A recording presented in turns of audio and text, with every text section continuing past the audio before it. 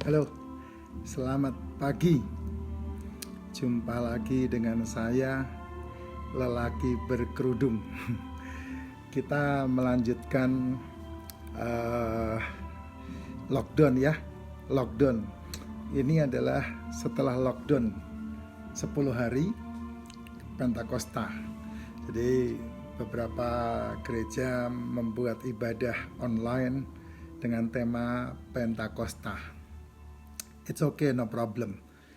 Ya, murid-murid Yesus di lockdown selama 10 hari di loteng Yerusalem. Dan di atas loteng Yerusalem itulah mereka berdoa. Mereka masih terhenyak dengan bangkitnya Yesus dan menuruti apa yang dijanjikan sama Tuhan. Jangan kemana-mana sampai engkau diperlengkapi. Dan setelah 10 hari mereka berdiam di loteng Yerusalem, Tuhan curahkan Roh Kudusnya. Bapak Ibu, mungkin sebagian kita mungkin pusing dengan keadaan. Saya melihat ketika orang mengalami seperti saat-saat sekarang ini, lebih banyak protes daripada bersyukur. Lebih banyak mereka mengumpat, lebih banyak mereka menggerutu, lebih banyak mereka tidak terima. Ya jujur aja, sebetulnya ini karena pengaruh-pengaruh khotbah-khotbah yang memberikan harapan palsu. Sorry ya, khotbah-khotbah yang tidak menceritakan Yesus yang asli. Khotbah-khotbah yang meninabobokan jemaat. Dengan kata lain, khotbah yang membohongi umat. Ya, karena jemaat dibohongin dengan cara ikut Yesus hidupmu akan enak. Ikut Yesus kamu akan diberkati. Ikut Yesus kamu akan dicukupi gitu ya. Ikut Yesus akan bisnisnya lancar. Bel. Coba saudara perhatikan baik-baik cara Tuhan bekerja ya, cara Tuhan mengajar umatnya. Dari semenjak pertama kali Tuhan menciptakan manusia, itu manusia diciptakan sangat berbeda dibandingkan dengan ciptaan yang lain. Jadi jangan pernah berpikir ikut Yesus itu enak. No. Kalau engkau bilang ikut Yesus itu enak, engkau sudah memperkosa ayat yang tidak seharusnya engkau pakai. Tuhan seringkali bilang, kalau engkau ikut aku, engkau harus menyangkal, memikul salib. Saudara masih ingat kan ketika Tuhan menciptakan manusia, untuk membuat manusia itu menjadi sangat luar biasa, Tuhan menciptakan manusia membedakan dengan semua yang Dia ciptakan. Tapi satu yang luar biasa adalah ketika Tuhan menciptakan manusia, Tuhan menempatkan ada pohon pengetahuan yang baik dan yang jahat. Nah, ini yang Bapak Ibu harus benar-benar pikirkan, harus benar-benar lihat. Ada sesuatu yang sangat penting di sini. Kenapa Tuhan menaruh pohon pengetahuan yang baik dan yang jahat? Kalau saya mau melihat sesuatu yang berbeda adalah ketika Tuhan menciptakan manusia, ini sangat berbeda dibandingkan dengan ciptaan yang lain. Manusia berbeda dengan binatang. Apakah saya mau menyamakan manusia dengan binatang? Tidak. Tapi memang manusia berbeda dengan binatang. Saudara perhatikan, binatang tidak butuh waktu lama ketika dia dilahirkan untuk bisa berjalan, untuk bisa makan sendiri, untuk bisa mandiri. Cepat sekali. Pernah lihat kambing dilahirkan? Hanya butuh waktu beberapa saat, dia langsung bisa berdiri. Pernah melihat kucing dilahirkan? Pernah melihat anjing dilahirkan? Atau pernah melihat binatang-binatang yang lain dilahirkan? Begitu cepatnya mereka langsung bisa makan sendiri, langsung bisa berjalan. Ya, beda dengan manusia. Manusia Manusia prosesnya luar biasa,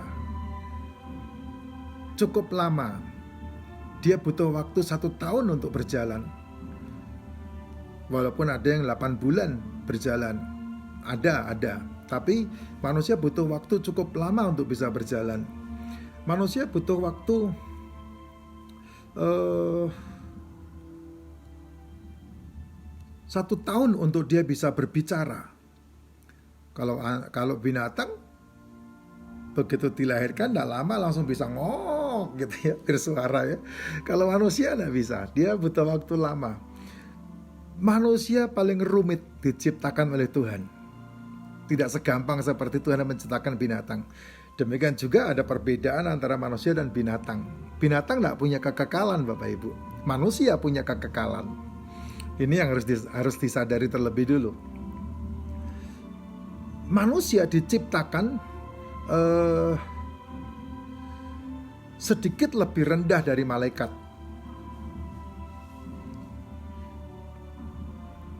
Sedikit dikatakan oleh Alkitab lebih rendah dari malaikat. Tetapi yang luar biasa adalah manusia itu yang akan menghakimi malaikat. Luar biasa bukan? Tuhan menciptakan manusia ini unik, sangat unik. Sampai saking uniknya dibedakan dari semua ciptaan yang lain. Ciptaan yang lain tidak punya kekekalan, manusia punya kekekalan. Dia diciptakan lebih rendah daripada malaikat. Tapi Tuhan bilang manusia nanti yang menghakimi malaikat. Terus kemudian ini yang luar biasa, manusia diciptakan serupa dan segambar dengan Tuhan. Nah, ini yang tidak dimiliki oleh ciptaan yang lain ya. Manusia diciptakan serupa dan segambar dengan Tuhan. Ini yang luar biasa. Makanya kenapa Tuhan harus repot-repot menciptakan atau membuat pohon pengetahuan yang baik dan yang jahat. Sedangkan sebetulnya Tuhan lebih tahu dari segala sesuatu ya, karena Dia adalah Tuhan. Bisa aja Tuhan tidak usah menciptakan pohon pengetahuan yang baik dan yang jahat. Bisa aja. Tapi satu hal yang saya mau katakan kepada Bapak Ibu, pohon pengetahuan yang baik dan yang jahat itulah yang menciptakan peradaban manusia hingga sampai hari ini. Tanpa pohon pengetahuan yang baik dan yang jahat tidak pernah ada peradaban. Luar biasa bukan? Pohon pengetahuan yang baik dan yang jahat itulah yang membuat ujian kepada manusia. Dan saya pikir Tuhan menciptakan itu tidak main-main ya. Ada maksud Tuhan yang sangat dalam banget, di mana Tuhan tidak pernah ikut campur. Sama dalam kehidupanmu hari ini. Ketika kamu di lockdown, ketika kamu tidak punya duit, ketika kamu tidak bisa makan, ketika kamu sakit, ketika kamu bermasalah dalam rumah tangga, ketika kamu bermasalah dengan anak, ketika kamu punya anak cacat, ketika kamu dipecat dari perusahaan, ketika kamu di lockdown seperti ini, ketika dunia dihancurkan dengan corona, sepertinya Tuhan tidak ikut campur. Nah, itulah pohon pengetahuan yang baik dan yang jahat. Setiap Anda mau Kristen, Anda mau Islam, Anda mau Hindu, Anda mau Buddha, Anda mengalami semua itu. Pohon pengetahuan yang baik dan yang jahat. Nah, ini yang sangat luar biasa. Kenapa binatang tidak? Ya, binatang tidak memiliki itu. Karena binatang tidak akan punya kekekalan. Binatang tidak pernah punya peradaban. Kita mengenal dulu ada zaman purba, ada binatang purba. Tapi saya pikir tidak perlu dibahas itu ya. Kenapa saya bilang tidak perlu dibahas? Karena dari dulu sampai sekarang binatang juga tidak pernah mengenal dirinya itu siapa. Tidak pernah mengenal itu. Kucing itu sampai hari ini dia tidak pernah tahu kalau dia adalah kucing. Cacing itu dia tidak pernah tahu sampai hari ini kalau dia adalah cacing. Singgat pun tidak pernah tahu kalau hari ini dia adalah singgat. Tidak pernah ada binatang membuat sebuah peradaban dalam kehidupannya. Tidak ada binatang jadi insinyur. Sehebat-hebatnya anjing dilatih, hanya sehebat apa yang dilatihkan dia kepada dilatihkan manusia kepada dia. Tidak lebih dari itu. Monyet pun yang dikatakan otaknya hampir mirip dengan manusia, monyet tidak pernah ada yang jadi insinyur. Sehebat-hebatnya monyet dilatih, ya dia tetap monyet. Dia tidak pernah tahu kalau dia itu adalah monyet. Hanya manusia yang tahu kalau dia adalah manusia. dan membentuk sebuah peradaban yang besar luar biasa. Sehingga manusia bisa membentuk perusahaan, manusia bisa pergi ke bulan, manusia bisa menciptakan roket, manusia bisa menciptakan pesawat. Itu manusia semua yang buat, tidak ada satupun binatang yang bisa melakukan itu. Nah, kalau kita melihat seperti ini, kira-kira apa yang terjadi kalau kita bandingkan dengan apa yang dibuat oleh orang-orang Israel, anak-anak Tuhan, termasuk Tuhan ya, ketika mereka keluar dari Mesir. Sebetulnya Tuhan bisa membebaskan, tidak usah orang Israel di Mesir, dia bentuk satu bangsa udah bisa. Tapi tidak, pohon pengetahuan yang baik dan yang jahat itu harus ada Bapak Ibu, harus ada. Setiap kita akan mengalami ujian seperti itu. Makanya ketika engkau merasa ditinggalkan sama Tuhan, ketika engkau merasa tidak diberkati sama Tuhan, sebetulnya itu pohon pengetahuan yang jahat dan yang baikmu. Ketika engkau mengalami masalah, saya mengalami masalah banyak sekali, tapi puji Tuhan sampai hari ini saya masih ada sebagaimana saya ada. Kalau dulu Adam ada pohon pengetahuan yang baik dan yang jahat dan ular yang memperdayakan dia, sekarang kamu punya pohon pengetahuan yang baik dan yang jahat apa? PHK? Penyakit? Coba lihat, semua itu terjadi karena apa? Karena ada akumulasi yang kamu buat, bukan? Contoh kayak hari ini, kamu mengeluh sakit diabetes, sakit jantung, kamu mengeluh sakit darah tinggi. Jangan ngelihat hari ini kamu sakit loh, terus kemudian kamu ngeluh sama Tuhan, doa dari jawab, oh tak sentil kamu. Kamu lihat 5 tahun yang lalu kamu ngapain? Apa yang kamu makan? Apa yang kamu lakukan? Bukannya kamu bersyukur dikasih umur sampai hari ini, tapi kamu malah justru menyalahkan Tuhan. Kamu justru malah mengatakan Tuhan tidak baik. Itu dosa besar.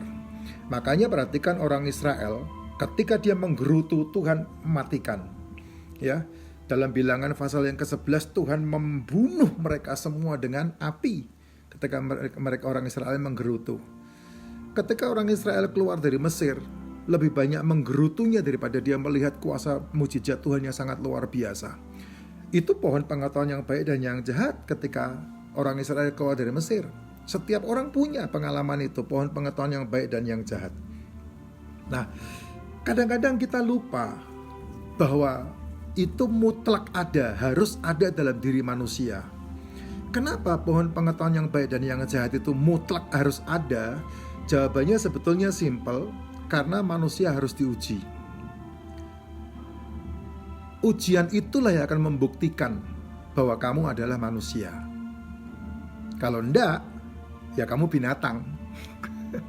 Ya, karena kamu adalah manusia, makanya Tuhan izinkan ujian itu terjadi. Dan itu mutlak harus ada. Karena Tuhan kepengen kita ini benar-benar manusia yang bisa mengatasi, ya, yang bisa mengatasi kehidupan ini, bahwa engkau diciptakan berbeda dengan binatang. Kalau binatang dilatih aja bisa luar biasa ya. Kalau begitu Tuhan tidak maha tahu dong Pak. Oh bukan, Tuhan maha tahu, Tuhan maha bisa. Ya, Tuhan bisa mengambil kamu, Tuhan bisa membuat seketika, tapi Tuhan tidak melakukan itu. Tuhan tidak melakukan itu, tapi dia tidak lepas tangan. Kisah Ayub lebih jelas lagi ya, diizinkan pohon pengetahuan yang baik dan yang jahat dalam diri Ayub, tapi Tuhan tetap stay in control ya. Dia pegang itu. Orang Israel yang keluar dari Mesir, ada 3 juta orang, dimatiin 3.000 ketika loh batu diturunkan. Ketika mereka menggerutu gara-gara tidak ada air, dibakar habis sama Tuhan. Nah, lihat banyak banget. Terus kemudian ketika mereka disuruh mengintai tanah Kanaan, 12 orang disuruh mengintai. Hanya 2 orang yang bilang, tanah itu bagus, kita masuk ke sana, kita mengalahkan mereka. Tapi 10 orang, 10 suku mengatakan, waduh kita pasti mati, kita pasti kalah. Apa yang terjadi? Gara-gara itulah mereka tidak bisa masuk tanah Kanaan. Dan generasi mereka dimatikan sama Tuhan. Luar biasa loh ya, tidak main-main. Ini pohon pengetahuan yang baik dan yang jahat itu yang membuktikan kamu adalah manusia, bukan binatang.